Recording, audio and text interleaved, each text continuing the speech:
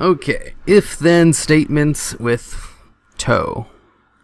Not to be confused with ta-ra if-then statements, because to conditional statements are a little bit more specific than the ta-ra ones, which can be used for pretty much everything. Even though they both mean the same thing, if something happens, then this will happen. To conditionals are a very specific type of if-then statements. In the present tense, to can only be used with general statements or facts. Only general statements or facts. That's it. And cannot be used with specific statements, commands, requests, invitations, prohibitions, or expression of will. So these ones, to conditionals, are only used with facts or stuff that's general knowledge. Like, tomorrow the sun will rise. That's a general statement and would fit perfectly with this. If it's tomorrow, then the sun will rise. Yada yada yada. If you are still a student, you cannot enter that bar.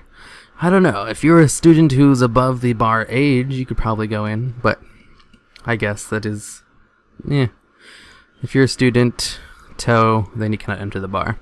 If the apartment is far from the station, it would be hard to walk there, wouldn't it? I guess, that does seem kind of murky. At first you would think you could use ta-ra for that, but it's a to one, because if the apartment is far from the station, it would be hard to walk there, because that is, walking a far distance is not easy. Apartment walking far.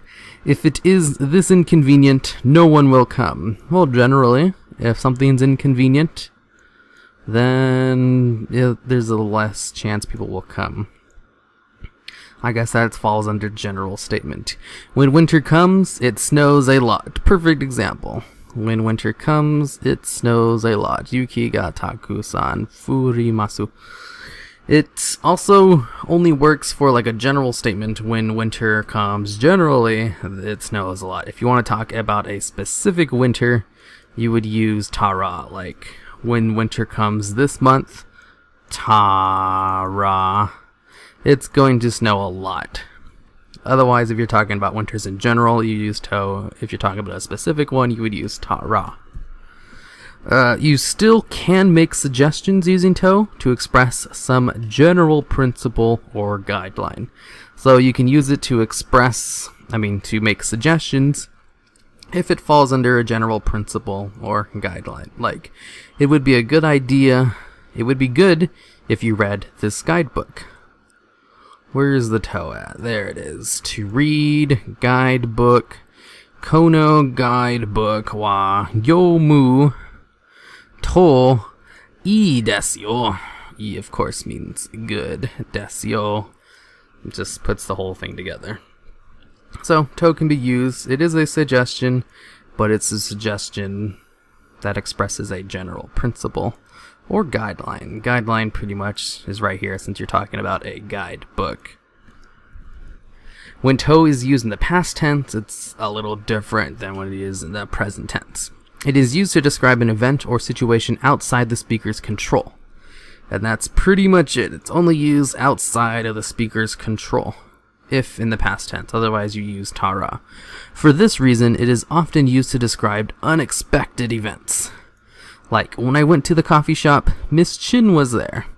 You're talking about an event that happened when you went to the coffee shop. Someone that you didn't know was going to be there was there. It's an unexpected event. When I turned the corner, a child came dashing out in front of my car. Another perfect example of an unexpected event. When I turned the corner, a child, I probably could have used the kanji for child, ran out in front of my car. Kuruma mae. I'm not sure why mae is. Whatever. I'm not going to read it out. I found that I can make these videos a lot faster without having to read out the whole thing, because that's not really necessary. You think it is, but writing it out is more than enough of just circling it. So yeah, past tense, only for unexpected events. Super easy. When it's used in present tense, it's a little bit more murky since it's only general statements or facts. And the general statements part of it can be a little murky on what you would consider a general statement.